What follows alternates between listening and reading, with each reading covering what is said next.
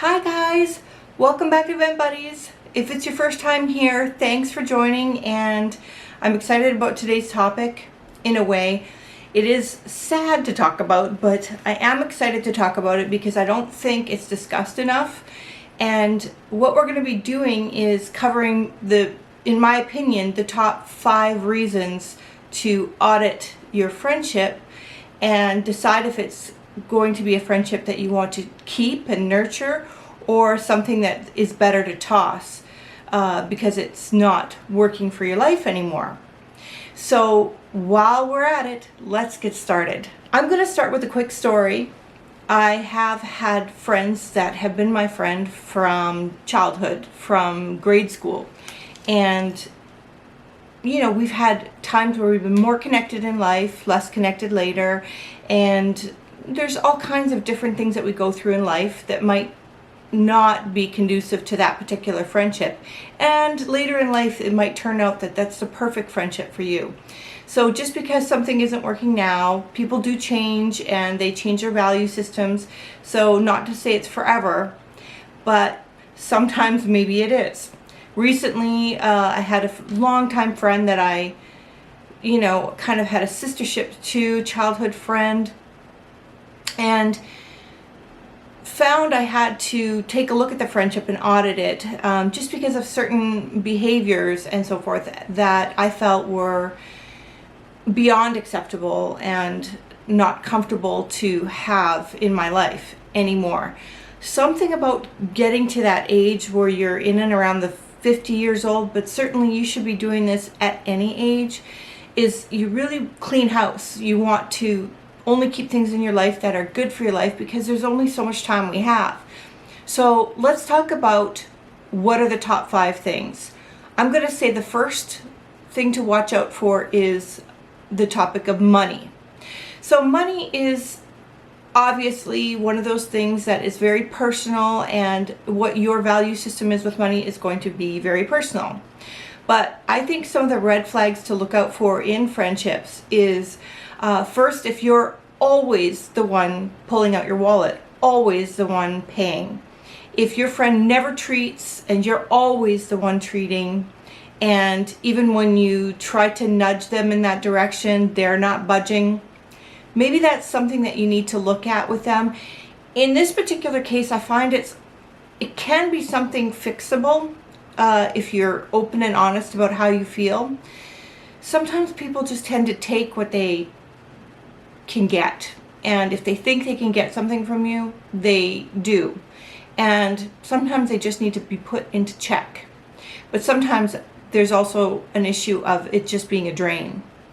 You also get a situation where that friend is selling stuff and you don't want to buy it, or you stop buying it and then they're not talking to you anymore because maybe that's all they were in it for. So keep an eye on the motivations behind a friendship and see if it's something that you can tolerate or something that you might say, toss.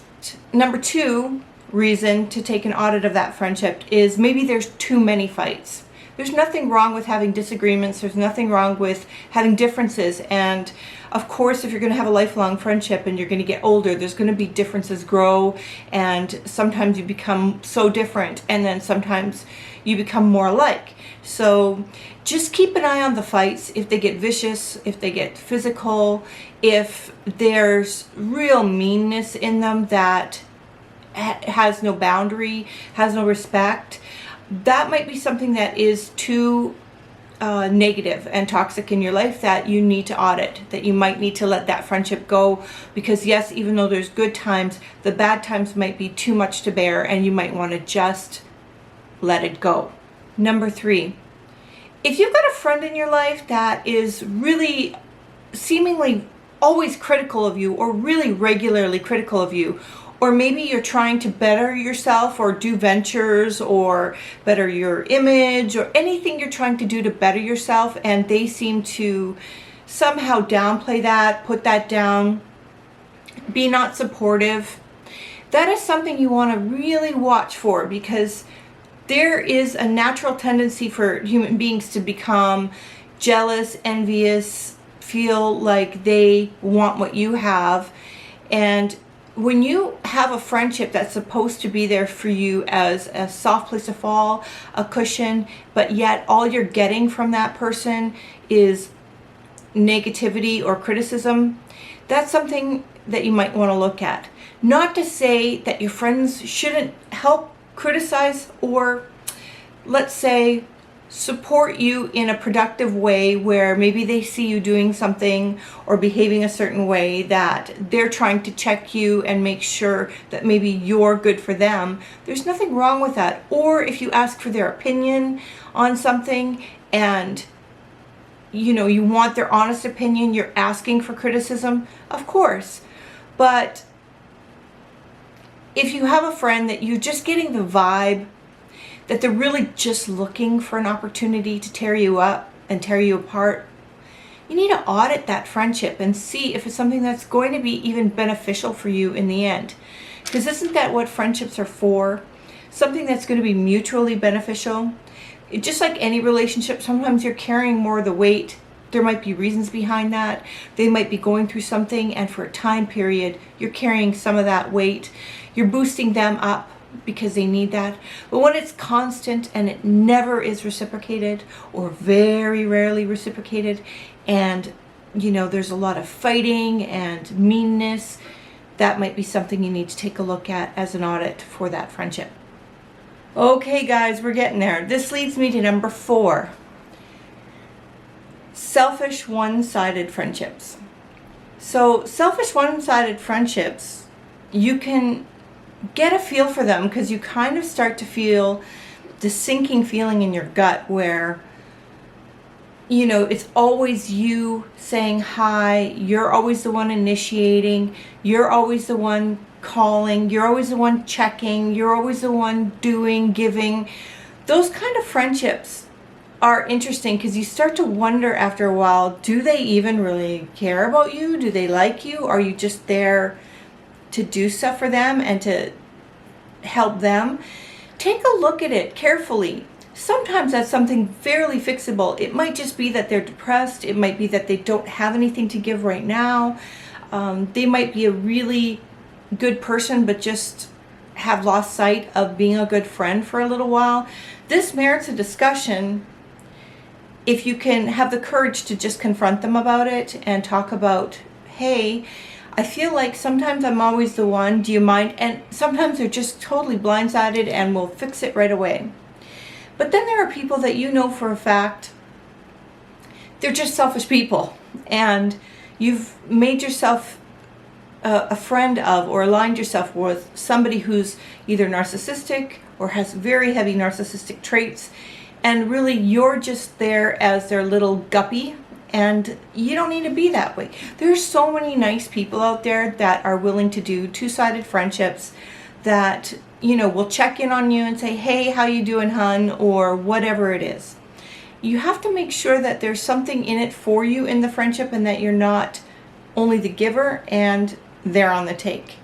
So as you become into adulthood, you can really take a look at all the friendships that you've had, all the friendships you're dealing with, and don't be afraid to let go, even if you only have 1 or 2 friends. And those friends happen to be heavily into these issues that we're talking about today, because it's so easy to just go and make new ones.